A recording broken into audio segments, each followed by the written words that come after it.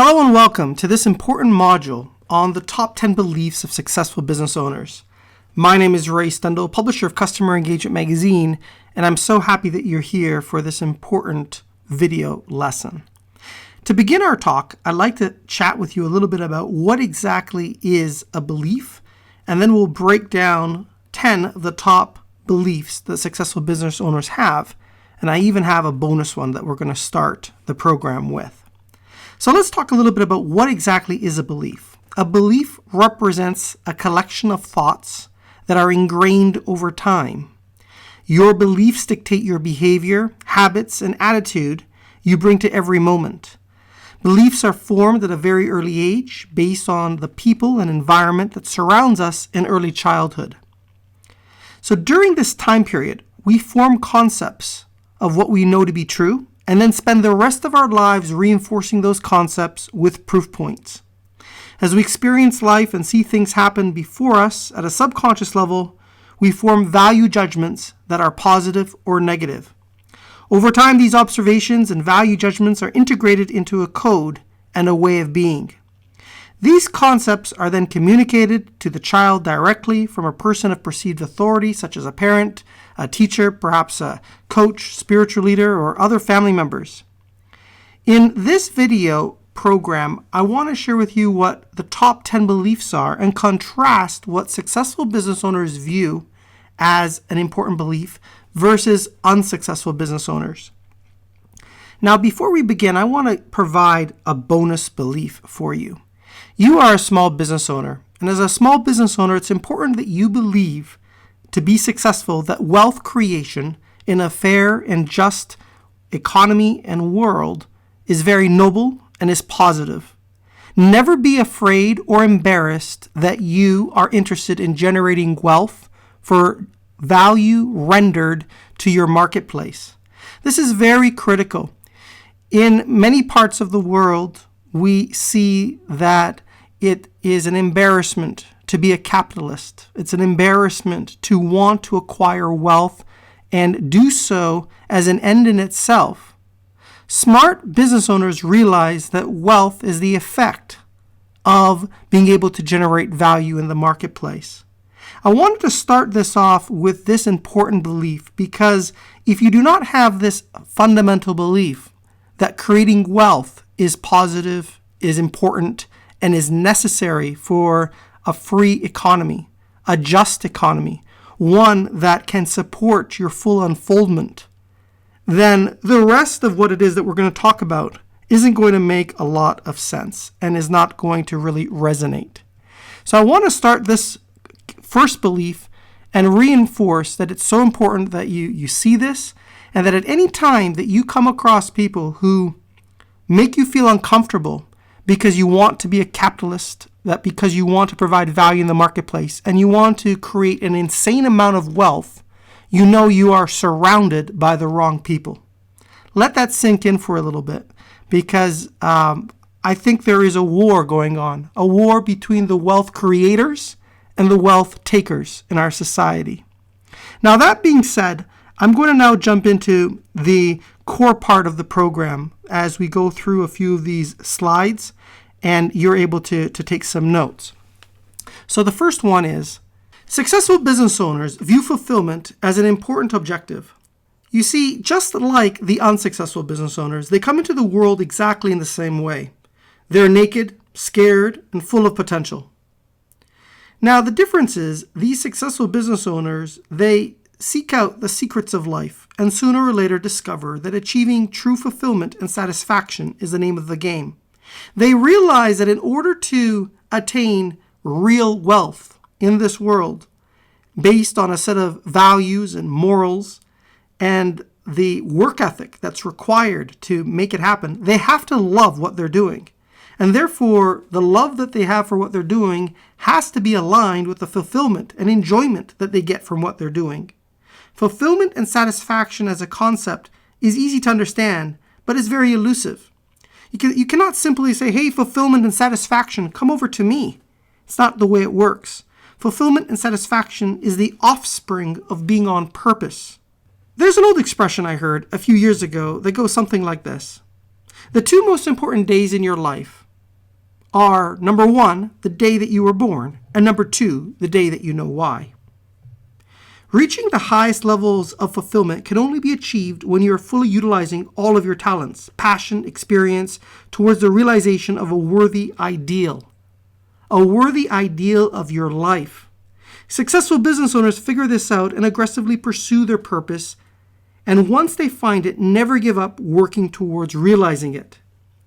They know that if satisfaction and fulfillment is present from the work they do every day, day in and day out, they will devote an incredible amount of time and energy to this process and ultimately realize their goals. They know that by offering a high-quality product or service with authentic passion and enthusiasm will attract their customers, their ideal customers, to want to work with them and ultimately lead to referrals and proper and just financial compensation. Let's take a look at the unsuccessful business owners. They view fulfillment as a practical impossibility. They view this because they don't think it's possible to really gain fulfillment. The work that they do is treated as a job where they clock in and clock out to do a set of tasks. They blame their current situation and set of circumstances as being the culprit that keeps them away from discovering their purpose, and they're fearful to pursue it because they do not know how they will earn an income doing what they love. As a result, they suffer in silence and express their frustration to others throughout their whole lives. You will recognize these people because they say things like, "Thank God it's Friday," or TGIF. "Today is hump day," referring to Wednesday. It seems that they exist to live for 2 days out of the 7. Isn't this sad? Now let me give you a few action steps to make progress on this belief pattern. I want you to assess how important fulfillment is to you. Number 2, do you consider being fulfilled in your business as a practical impossibility? Number 3, I want you to assess how much fulfillment you get from your business and from serving customers. Number 4, why did you give the answer that you did on this previous question? Let's read that question again. Let's assess how much fulfillment you get from your business and from serving customers. Number 5, what can be done to increase the fulfillment you receive from your work? And number 6, is it time to consider a different business?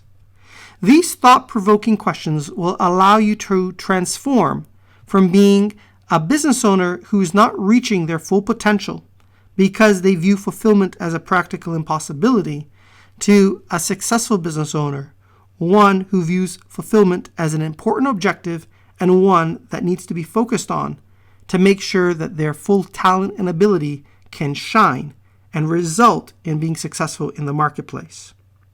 Successful business owners view true happiness as real and achievable every day. They understand that it's a state of mind or a feeling that can be achieved through life's journey. They understand that it's not a destination, but it's something that we must strive for every day as we make the most of our time here on our vacation on Earth. The reason I use the term vacation on Earth is to emphasize the point that time stops for no one. I know you've heard that before, but I want you to consider how many summers do you have left? Go ahead, think about it. Take a look at your age and what you believe you will live to. And that tells you the number of summers you will have. The first time I thought about it in terms of seasons, I realized how short life really is. So where does happiness come from? Happiness comes from being able to have an intersection between living a life that is meaningful and the following: the perception that you are in control, the perception that you're making progress, and the number and extent of the relationships that you have that give you joy. If you factor in those 4 factors, you will be able to determine and justify and see for yourself how happy you really are. We need to make sure we're making progress. We need to make sure we are being active in the decisions we make, and to whatever extent possible, controlling the inputs so that we can therefore forecast the outputs. And we need to make sure that we're working on the most important work of our lives so that we can create meaning. Finally, we need to proactively create meaningful relationships. It's these factors that contribute to happiness, and it is achievable every day. It's important that you realize that our thoughts control our feelings, and our feelings control the extent to which we take actions, and correspondingly the reactions we get in life that constitute our results. So at the end of the day, a lot of what we're talking about comes down to the quality of your thinking. This last part that I've just mentioned is really worth internalizing. Let's take this idea a little bit further. If we realize that happiness is a state of mind or a feeling, but our thoughts impact our feelings, that means we have the ability to impact our feelings through our thoughts, and therefore we can, in an instant, change our state of mind and create happiness. This is something that unsuccessful business owners don't understand. They believe that their state of mind is controlled by a set of circumstances or conditions or the environment that is around us. They view happiness as a fantasy or only during retirement. They do not understand that throughout their whole life, it's important to proactively create happiness in your life. These unsuccessful business owners strive for and look forward to retirement. They look forward to retirement as going on vacation. You see, when I think about retirement, I think about the word retire. And I think about how retire is often used. For example, a ship in a Navy fleet is retired. What does it mean? It means it's taken out of active duty and put off to the side. It's getting ready to be mothballed. I want to be active, mentally, physically, and involved and engaged. I suggest that you do the same thing. I want you to start to pay attention to these words like retirement and what it really means.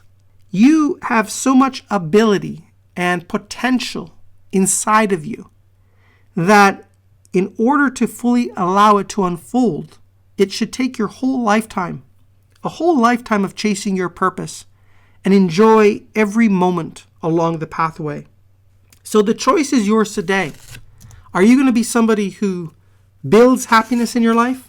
Or are you going to be somebody who settles for the conditions and the environment that surrounds you and take whatever comes?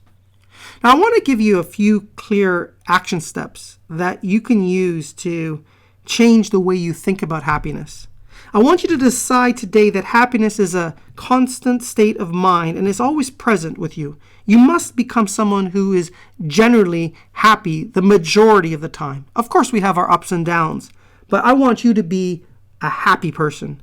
Number 2, happiness is a function of 4 things. We've talked about it. Your perception of your control in your life, the perception that you're making progress, the number and depth of your relationships, and the extent to which you're doing something that's meaningful. I want you to assess where you stand on all 4 of these dimensions so you know what needs to change and what needs to be improved upon. I want you to write out a list of what you're grateful for and review it every morning upon waking and every night before going to sleep. It's not possible for your mind to entertain 2 ideas at exactly the same moment in time. While you're focused on what you're grateful for, you will appreciate all the good that's in your life. It will help to transition you from doubts and frustrations that you have because you may not be exactly where you want to be at the moment. It's through having this healthy, positive mindset that allows your mind to be open and active, key word, to being able to see new opportunities. Every day I want you to start to make progress to realize your purpose, and this will lead to satisfaction and fulfillment, which are both important ingredients in being happy. Keep in mind that I have written out 2 different beliefs here, one about happiness and one about fulfillment. Both of them are related, but they are also very different and necessary. Choose not to tolerate unhappy people. People who are consistently unhappy. People who like to bring you down to their level because they don't know anything better. If they're your family or some of your friends, just minimize your exposure to them. Go less often and stay less time with them. Identify the simple things in life that are often found in nature's beauty that relaxes your mind and feeds your soul. I want you to also meditate and clear your mind to be fully present. If you follow this advice, you will be a happier individual. And as a happier individual, you'll be set up to be more successful with your business and your life. Let's take a look at belief pattern number 3. Successful business owners believe their outside environment is a reflection of their mindset and emotional health. I'm going to repeat that. Successful business owners believe their outside environment is a reflection of their mindset and emotional health. You see, every individual that comes into this world has an important discovery to make that will impact every aspect of how successful they become in life. That discovery is that their outer world is a reflection of what's going on inside their inner world. If you drive a messy car and operate in a messy office, chances are there's something in your thinking that is messy. If you have bad relationships, bad work environments, an overall frustration with money, chances are there's something quite not right with the quality and level of your thinking or your consciousness about the important things that are needed to change for you to get better. There is a number of examples that I could give you on this front. You see, if you take two children who are born in the same family and experience many of the same inputs, and they evolve and they develop and they grow older, one might go on to be a titan in business, and the other might become a run-of-the-mill crook who ends up in jail. What's the difference? The difference is the quality of the thinking that impacts feelings, which impacts actions, which relate to results, as we've been talking about. So therefore, it's really incredibly important that you manage your mindset and your emotional health. You have to be reflective and think about what's going on inside your mind. And that's the only way that you can clean up and get rid of the virus code that might be bringing you down. Does this make sense? I hope it does. I really do. This is an important lesson that I have learned, and I'm presenting to you because I want you to take some of the shortcuts that are available in life by listening to content like this. The beliefs that you hold to be true about who you are and what you deserve has everything to do with what you get in life. I want you to always remember that. Your inner game has everything to do with your outer game. The outer world is always a reflection of what you're thinking and hold to be true. Now let's take a look at these unsuccessful business owners. These unsuccessful business owners are mystified by the success of others and have no idea why they live the life of pain that they do. They wonder why they have debt, are sick, have poor relationships. They feel they have been unlucky and are unworthy of success that they hope for. Whenever they get close to getting out of the hole they created, they find some way to sabotage it and return back to the misery that they're accustomed to. I'm sure you have seen the expression that misery loves company, or another one is birds of a feather flock together or soar together. There's a lot of truth in that. Successful business owners only fly with other successful business owners, and unsuccessful business owners surround themselves with plenty of unsuccessful business owners to make themselves feel better, as it gives them an excuse to validate that their lack of success is very common among many people, and it's not their fault, because they don't want to take personal responsibility that they have not been able to get their inner game straight so that they can provide value in the marketplace. This is an insidious situation that fosters misery. So what can we do about it? Let's take a look at some action items. I want you to take a serious look at your results. I want you to be really, really serious about it. Identify what you're willing to do in your life and tolerate and what you're not willing to tolerate. Sometimes you have to declare enough is enough. Take a look at the people in your life and the results they're getting. Take a look at your health. Take a look at your relationships. Take a look at your income. I want you to really pronounce the following statement. I'm fully responsible and accountable for everything in my life. I have the capacity to intelligently direct my life to accomplish any objective that I set and believe in.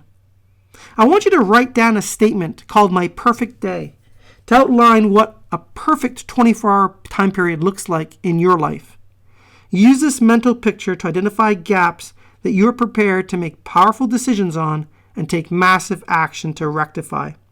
If you follow this advice, you will be miles ahead of where you are right now. And I realize that some of you who are listening to this program are already very successful. We all have room to grow. And by identifying what it is that is in alignment with what you want and what isn't, and being objective and taking that in and then making decisions about change and backing it up with massive action is the surest way that you can get there.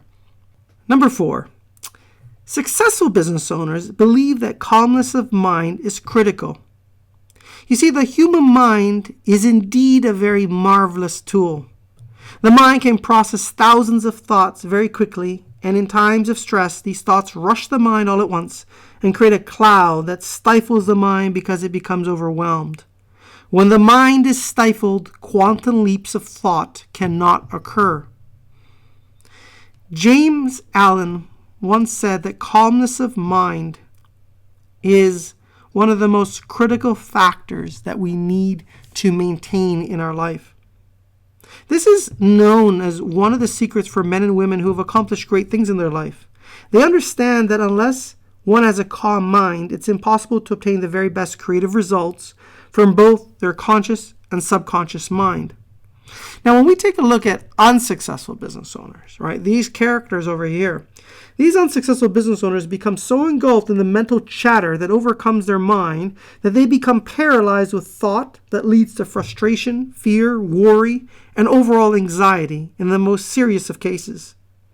And what happens next? They get physically ill, and that leads to more problems. Calmness of mind might return, but it occurs not through volitional will. It's very important to realize, you see, one of the big differences between successful and unsuccessful people is their ability to impact their thinking based on their will. So the question is, how do you actually go about eliminating this chatter that's in your mind so that you can move forward? I want you to follow the following suggested action steps. The first thing is you have to realize that you have to be able to fully relax the mind so that it can function and help you reach the goals that you've set in much the same way that a magnet is able to attract metal to it. So calmness of mind refers to eliminating all the chatter that can be accomplished through following the following sequences of activities. So first of all, I want you to find a place where you can be all alone and feel comfortable. This place can be anywhere, but should also include a special place in your home. The reason for this is it makes it easy for you to go there when you need some time to clear your mind. The place you select should be a designated place that is free from mess, work-related items, general clutter. I want you to utilize pictures of music to set a calm environment and one that is serene. I want you to sit erect without lying down and begin to breathe deeply. In and out. Become conscious of how your diaphragm moves rhythmically. Go ahead and do that now with me. Let's breathe in together.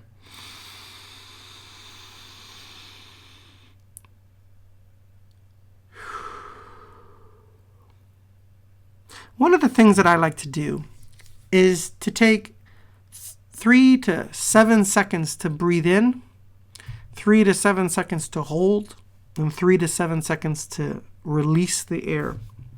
And if you try this process and you do it 3 or 4 times, you'll notice that you'll be able to reduce your heart rate. You'll be able to oxygenate your mind and your body. And you will literally feel more relaxed and open to new ideas as you start to think about the challenges and objectives that you have for yourself. I want you to close your eyes when you do this process. I want you to begin to relax the muscles of your body, beginning with your feet, moving up through your legs, your midsection, your arms, your neck, your head. I want you to breathe deeply and continue to suggest to yourself that you're relaxed and that you're reaching ever increased levels of relaxation. As you fully relax your mind and your body, I want you to focus on a blue sky with no clouds. I want you to clear your mind. As your mind begins to wander and new thoughts emerge, eliminate them and focus on that blue sky. Do this process for 5 minutes, focusing on nothing else but a beautiful blue sky. As you move toward clearing your mind, your purpose in this exercise should just be to exist without any additional thought. Now that you have cleared your mind, I want you to recite your purpose statement that you have memorized. If you don't have a purpose statement, that's probably something you ought to put together. A purpose statement is important. It centers you. It gives you directions. It brings you up when you feel down. It keeps you on target. Now I want you to review your current strategy that you have designed to reach your purpose. I want you to review the goals and the tactics that you've put together to reach your strategy. And I want you to review any challenges you're seeking an answer from. And your mighty subconscious mind is going to respond. Be open to the ideas that your subconscious mind provides to you. You see, if you do this process regularly, you will uncover new ideas and be able to do so at will. When these new ideas come, it's great to have an audio recorder close to you so that you can record all of these audio thoughts. Because in this state of mind, you're likely to forget many great ideas when you finish your meditation session. Now, I can just imagine that there's somebody listening to this recording thinking that this is just a bunch of new age garbage, for lack of a better word. I want to speak to you at this moment. I want you to realize that I'm not at all advocating that through the process of meditation, you can simply close your eyes and all your problems will go away, and that you will become rich and wealthy and powerful and have happy customers. I'm not suggesting that at all. What I am suggesting is your mind, like a computer, needs to be tuned. It needs to be free of clutter. It needs to have the full processor available to compute answers to challenges. And if your mind is filled up and clogged up with a variety of thoughts, feelings, and emotions that take away from those resources, your computer on your shoulders is not going to work very well. So what I want you to do, if you are the skeptical person listening to this recording, is try out what I'm suggesting. Try it out for 30 days. Give it a shot each day with the full intent of relaxing your mind, and as you do so, contemplating your purpose, your strategy, your goals, your tactics, your time frames, and see if you can encourage creative thought process. I've done this for the last 15 years, and I can tell you that it works. The fifth belief is that successful business owners view business as a way to express their unique talents through offering valuable service to others. Unsuccessful business owners view their business as a job and a means to earn an income. We'll talk more about them later. You see, winners in life first figure out what they're passionate about and then spend the rest of their life expressing this passion in a productive manner through offering service to others.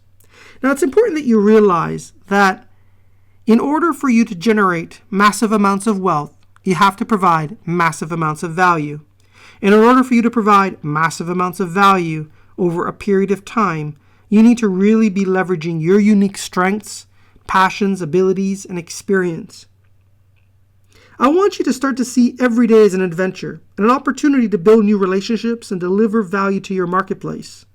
I don't want you to be focused on trying to impress others. That's not the name of the game. You need to be focused on expressing your unique skill sets, thoughts, and abilities to add value in your customer's life. When this occurs, you will see how the hours go by so very quickly, and your value and what you contribute will go up. I want you to realize that one of the most important laws of the universe is the law of cause and effect.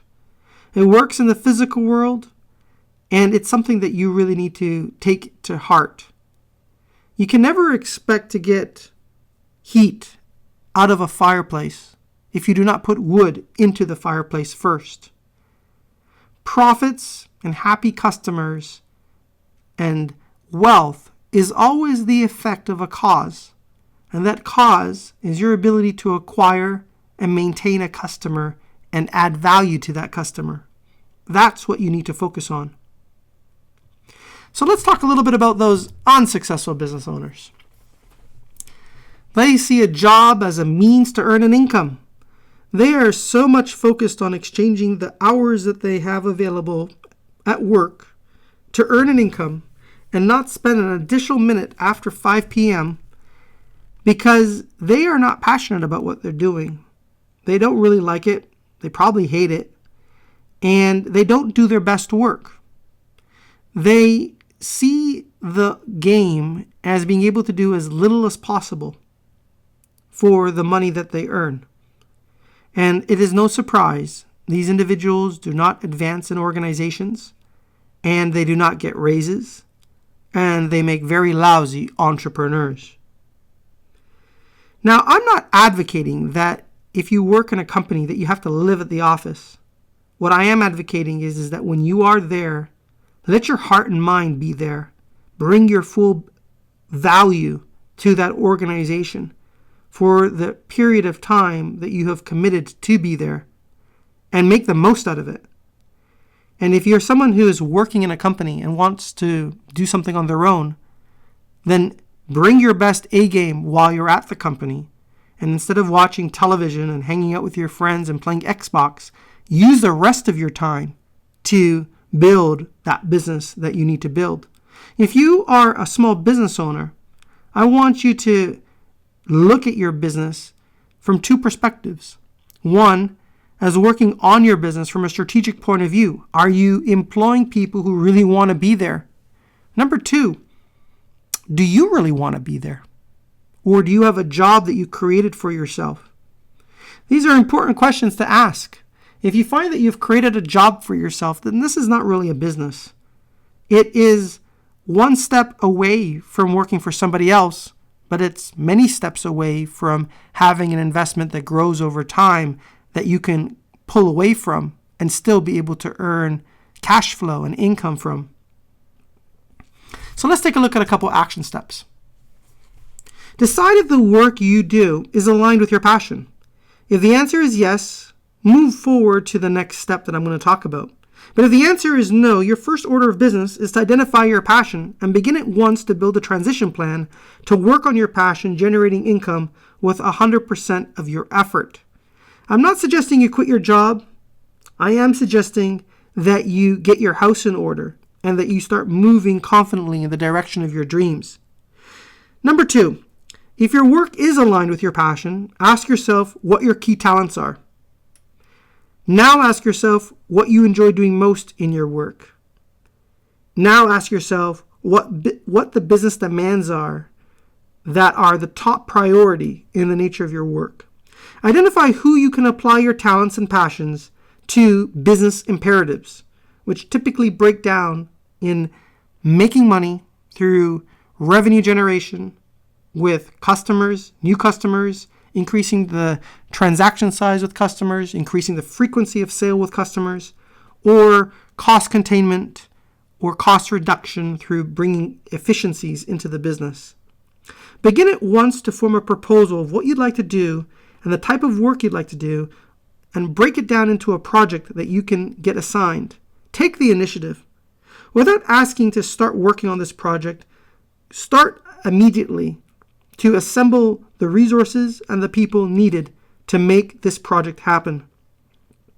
When the time is right, show the work that you've done to someone in management who will appreciate the work that you have done. Appreciate your initiative. If you are a business owner, I want you to encourage employees to do this in your organization. I want you to encourage people taking initiative to solve problems and not wait for every task to be assigned from management. Provide regular updates showing the progress that you're making. Keep a journal of new ideas that can be applied to this project and perhaps other projects. And enhance your presentation skills so that you may communicate the results of your work clearly to upper management. Upper management considers communication skills to be critical. That is part of the reason they are in upper management. They tend to be better communicators. If you are a business owner, I want you to continuously increase your presentation skills. It will help you acquire more customers. It will help you acquire more partners. It will help you develop in your industry. And then you can set an example for your employees to develop their presentation skills, their ability to take action and to drive a project to completion. You must be the leader that you want your employees to evolve into so that you can move on to bigger projects and have somebody to step into your shoes. Number 6, successful business owners view money as a reward for service rendered. They know the more in-demand service they offer, the more money they can expect to flow into their life. They believe there is an abundant source of money since there is an abundant amount of services and solutions and products that can be offered in exchange. This is very, very critical. You see, successful business owners are an interesting and a rare group of people. They have no desire to obtain something for nothing. They know that it will only be very short-lived and there will be no fulfillment attached to those riches.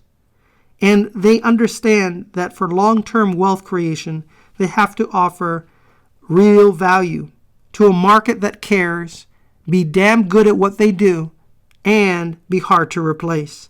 Successful business owners realize the money that they are looking for is ultimately an idea or a label that mankind has created to facilitate trade and to move away from the barter system of trading hard goods. So therefore, money must represent a reward for service rendered. Successful business owners realize that it's vitally important to align their passions and their purpose with a strong market need that they can excel in. Once identifying this market need, their attention quickly goes to how they can become an expert in this field.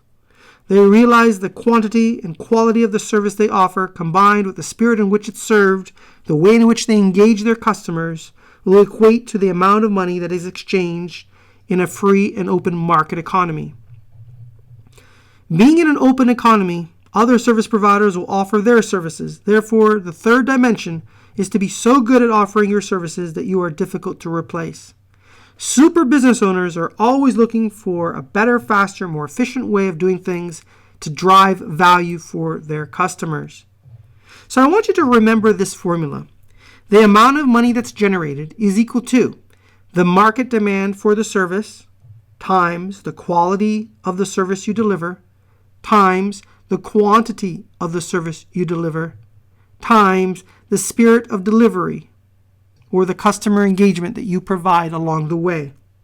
Do your customers see you as being genuine, being passionate about what you do to help them realize their goals? Or do they see you as somebody who is simply interested in getting as much cash from them as possible without driving the value? So I really want you to consider the quality of service that you offer to really represent your passion times your talent, times the action you take, times the strategic relationships that you have, times your faith, your belief in yourself that you can make all of this happen. It's very, very critical that you focus on these dimensions. Part of this is being smart enough and observant enough to identify a market need for what you do. The second part is being really good at it and hard to replace. The third part of it is making sure that you engage with customers and that you really let that quality of service be represented based on your passion, your talent, your actions that you take, your strategic relationships, and your belief in yourself. If you bring all of this together, as a successful business owner, you will be paid handsomely. If any one of these factors is misaligned, because each one is multiplied with each other, everything goes down, down, down. So they're all very, very and equally important. Actually, I would say that probably the quality of your service might be a little bit more than the quantity of your service. People will always forgive less quantity but never less quality. And this is obviously very evident in the luxury market segment. So let's take a look at what unsuccessful business owners view this whole subject as. You see, they have a very different view on money and what it represents. They view it as a challenging and a scarce resource.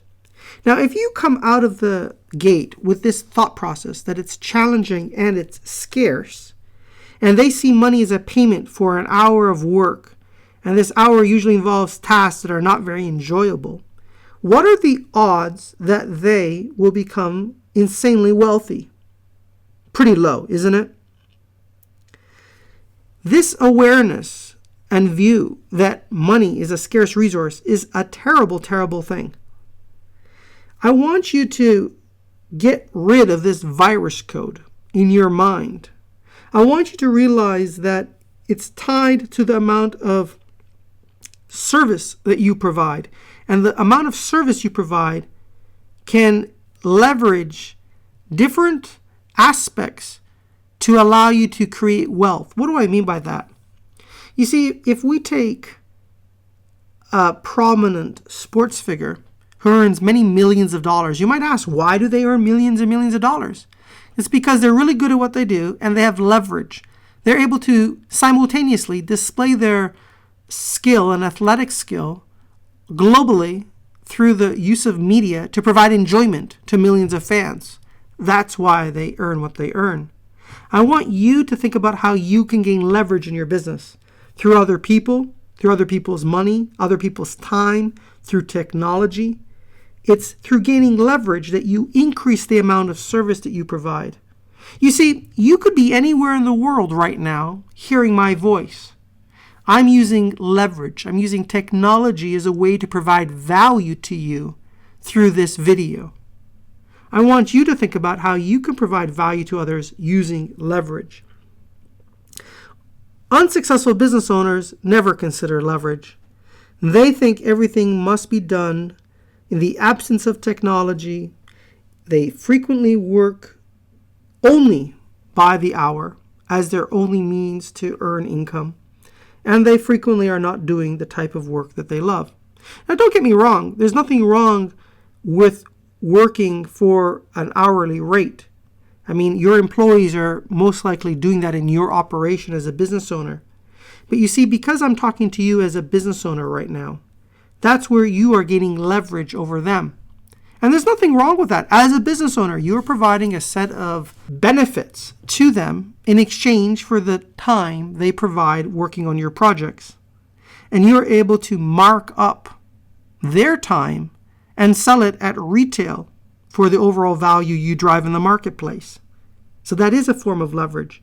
But the question here is you need to make sure that the package of benefits you provide and the amount that you pay and the value that they provide all are aligned with each other.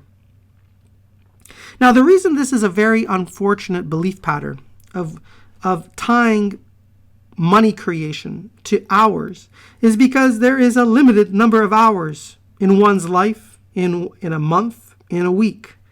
And if there's a limited amount of time that you can trade dollars for hours, then clearly there is a ceiling for how much wealth you can create. In order to break the ceiling, you have to gain leverage. So let's take a look at a couple key action steps. I want you to change the mentality that you have in terms of how wealth is created in your business. I want you to start to look at what you can do to provide a greater amount of service to a market that cares, and to do so with pride and with excellence. And I want you to start looking at how you can gain leverage through other people's money, other people's time, technology, smart processes, marketing and sales automation, all the different things you can do to refocus your time on what is your highest and best use of that time. Let's take a look at number 7. Successful business owners believe having a life purpose backed up with a strategy and a set of measurable goals is critical for success. Successful business owners know that having a well thought out purpose, strategy, and measurable goals is very important. But how do they define this elusive term called purpose? You see, your purpose does not change. It's what you spend your life working to accomplish. Your purpose must be big. It must be worthy of your time on this planet. What do I mean by that? You see, you are exchanging your time on this planet for something, whether or not you acknowledge it or not. The question is that something worthy of you? There's an old expression that I've said it before on this program. It's the two most important days in your life are, you can say it with me, the day you're born and the day that you find out why. The finding out why process is through self-discovery and it's through declaration. You cannot spend all the days of your life trying to figure out why you're here. At some point, you need to take what it is that you have been able to ascertain from your experiences and your talents and make a decision and move forward with making progress along that road. Your strategy is the pathway or the roadmap to help you achieve your purpose. It is your high-level guiding posts to get you there. The goals that you need to form, we need to break them down a little bit. If the strategy represents your roadmap, your high-level view, your goals are pretty much your milestones. The goals are incremental steps within your strategy to move you towards your purpose. Goals will differ from your strategy in that they are more concrete and action-oriented. Goals should be able to be achieved within a short, finite period of time, a day, a week, a month, a year. Goals are the steps you take along the pathway to your vision. They move you closer to fulfilling your purpose and your strategy. So now that we've figured out and talked a little bit about what the goals are and what the strategy is relative to your purpose, let's take a step back. Successful business owners take time on an ongoing basis to define and evaluate where they are relative to their purpose, strategy, and goals. Do you do that? The masses view New Year's Eve or one's birthday as a day of reflection, but the successful business owner reflects on their progress every day. They're constantly thinking about their progress. They are constantly looking at and evaluating if they're on track. Now remember, the mind can only make progress on what it focuses on. Hence, the more you think about your purpose, your strategy, and your goals, the more progress you can make along this, as long as you actually take action. Successful business owners review their purpose, strategy, and goals every day. They understand that they have to keep their mind focused on it. They have it written down. It's committed to memory. It's sometimes even recorded, and they listen to it as they fall asleep at night. They are really committed to making sure their mind stays clear and on target. Now, these unsuccessful business owners, totally different group of people. You see, unsuccessful business owners have no desire to define their purpose, their strategy, and the goals. They move aimlessly through life. Perhaps they are a business owner that shoots from the hip. Somehow they figured out how to sell a widget in a marketplace. They make a little bit of money at it. Some of them might make a lot of money at it, but they won't necessarily be happy because at the end of the day, their business is a glorified job. I don't want that for you. I want you to enjoy your time here. So I want to give you a few action steps that can help you make this a little bit easier. So step one is to define your purpose. This was covered in an earlier section from what we've talked about in this program. I want you to develop your high-level your high-level strategy for how you're going to go from where you are to where you want to be. I want you to break down the goals in a clear time frame, what you're going to do to implement that strategy. I want you to review this statement every morning and every evening.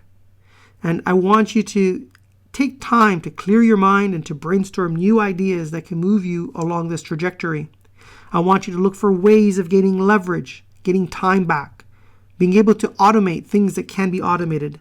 And I also want you to keep this process, this introspective process, private. You see, like a newly planted seed, it's very sensitive to outside forces and influences.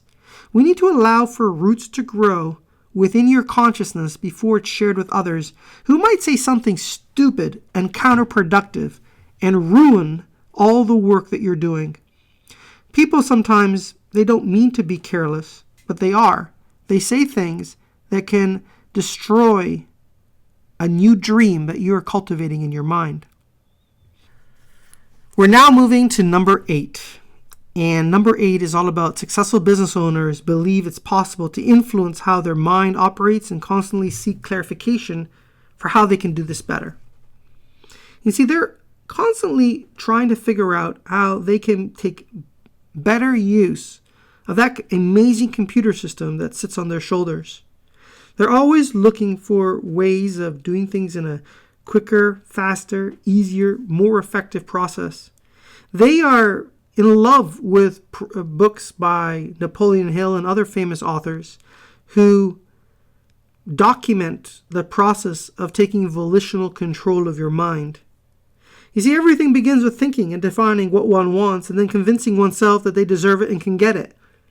Many times we think about what we want, but we're not actually convinced that we deserve it and can have it. And guess what? We don't fully apply ourselves to get there. And then we wonder why we're not successful. Does that sound true for you? Has it ever happened to you this way? I know it's happened to me, but it's important that you have this tool that I'm giving to you, this awareness of what's going on. And it's through this awareness that you can make changes in your life. Once desire and belief are combined into a fiery passion with plenty of persistence and favorable results will be rendered in your life. Very, very important. It's not just enough to have clarity. You have to have the will to do what it takes, illegally and ethically, and you have to have the belief in yourself to take you through the difficult times to get there. We all know the story of Thomas Edison. How many times did he attempt to create that light bulb that he invented? Shout it out if you remember. If you don't know, it's 10,000 times. Would you take 10,000 attempts to create what it is that you're after? That's why he was successful. He conceived the idea, he believed in it with passion, he stayed on the course until he realized it. Now, unsuccessful business owners, you see, these folks, they make no differentiation between the mind and the brain. To them, it's just an organ, an electronic switching station. You see, that's what the brain is, but that's not what the mind is.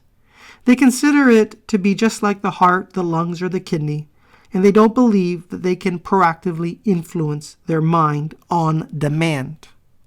And because they don't feel that they can influence their mind on demand, they're literally asleep at the steering wheel and wonder why their car moves from ditch to ditch to ditch and never stays on track. I want you to remember that metaphor because it's a good one to represent individuals who are not in volitional control of their mind. Let's take a look at some action steps that you can consider here. I want you to make the decision to take possession of your most valuable asset, your mind. Now, I realize that there are many distractions in life, and sometimes we may go off course and we may not be in full possession of our mind. But I'm very confident that because you are listening to this program, you're the type of person that can get back on track and get back in control of using your mind in a productive manner. Now, I want you to also make sure you have a strong enough why that's motivating you to acquire your results.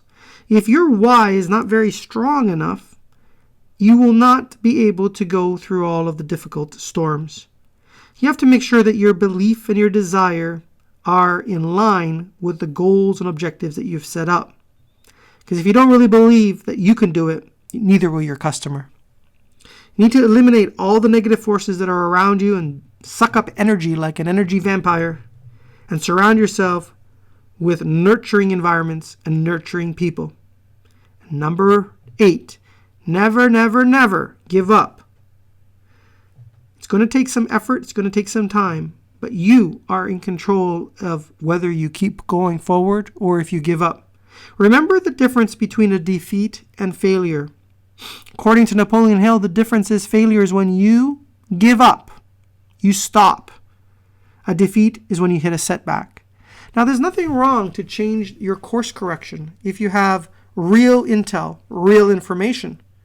But if you give up with the fire still burning inside of you, then that itself is failure. Let's take a look at number 9. Successful business owners believe that their level of self-esteem is at the root of everything worthwhile in life. Unsuccessful business owners are not familiar with self-esteem as a concept and believe it has little to do with life success. You see, successful business owners know that their self-esteem is critical.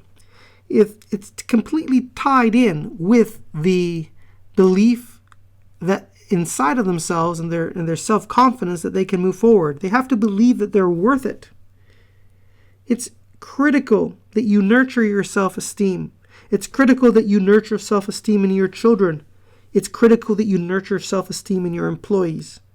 Self-esteem is one of the basic building blocks in life that allows for your unfoldment and for you to accomplish the greatness that is within you. I want you to consider self-esteem almost like the way a thermostat regulates temperature. I'm going to give you an analogy that I think could be really useful.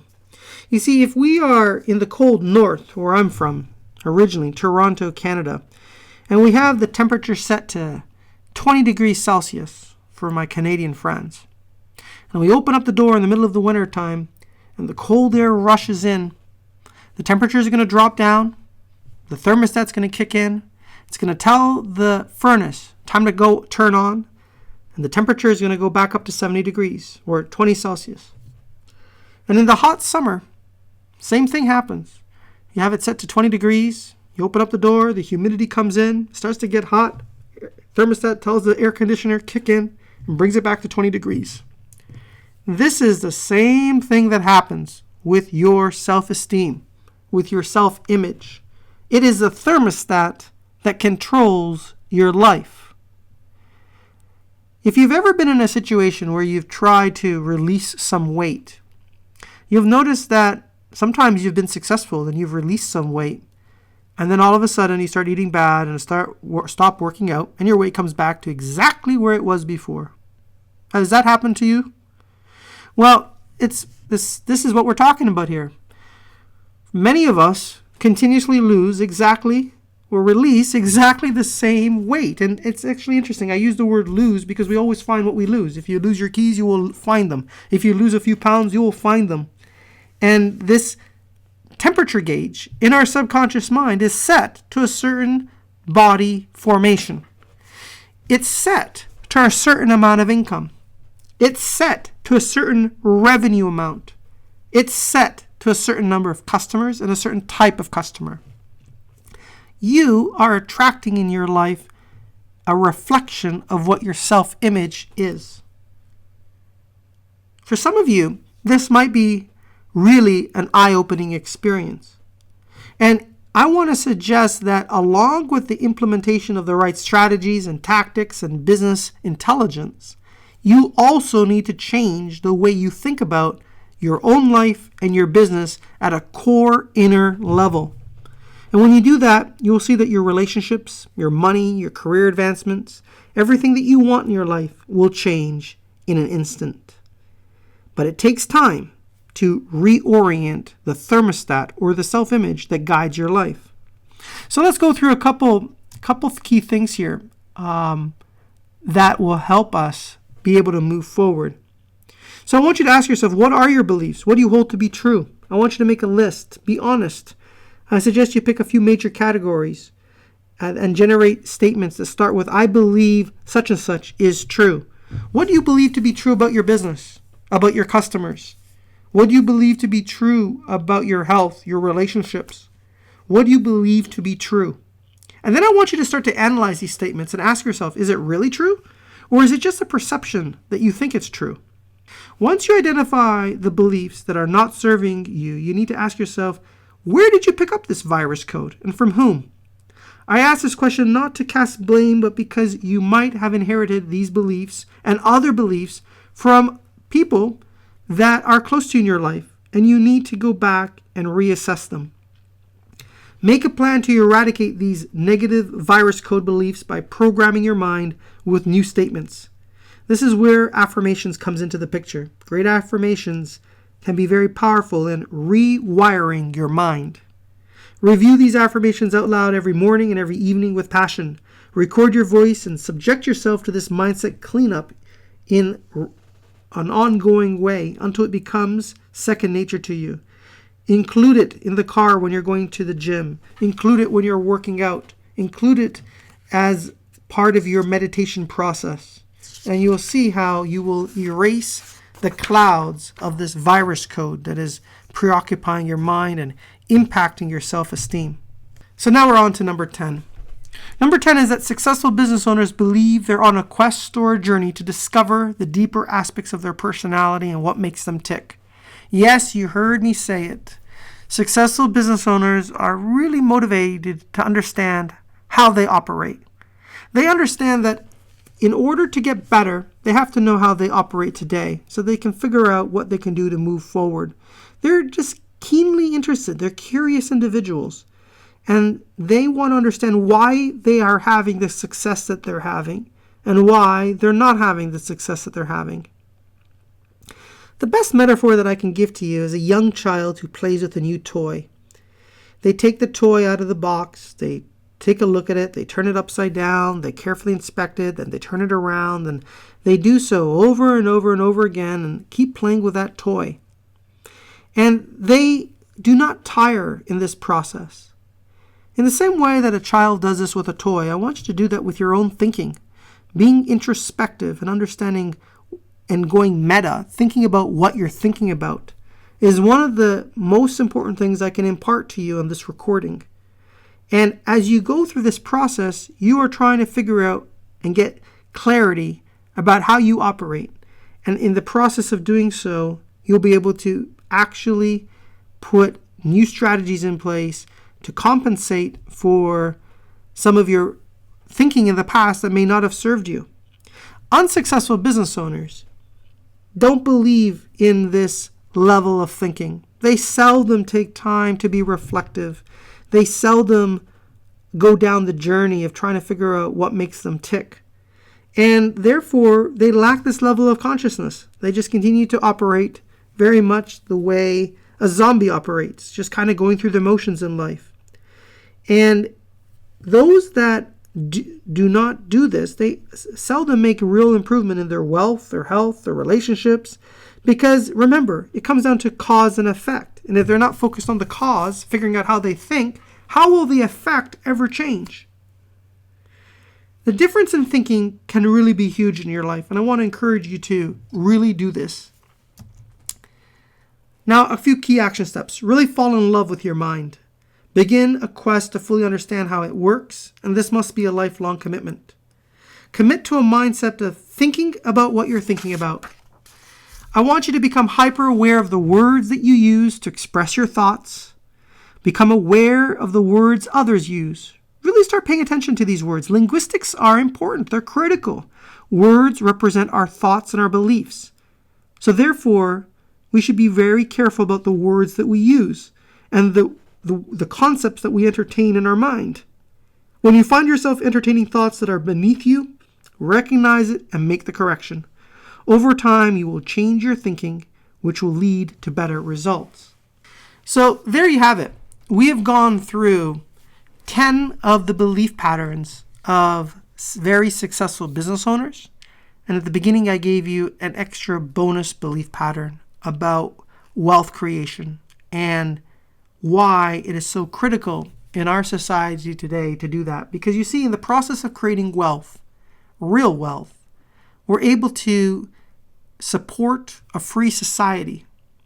A free society that allows each man, woman, and child to excel and reach their natural talents and abilities and achieve happiness and fulfillment that we've talked about. If any of the ideas that I've shared today don't quite resonate, I want you to take some time to study what I've talked about and challenge your belief patterns today about them. Now, some of this might be a little uncomfortable, but I can assure you, from many, many years of research, what I've shared with you today represents the quality of thinking of some of the most successful people on the planet in today's time frame, as well as from previous years. I've hoped you enjoyed this module. It's been my absolute pleasure to present it to you. I hope you will take these ideas and really challenge your thinking and allow you, your employees, your family to move forward. Please share this content with others because it will really help them on their journey and they'll thank you for it. Thank you very much. This is Ray Stendel.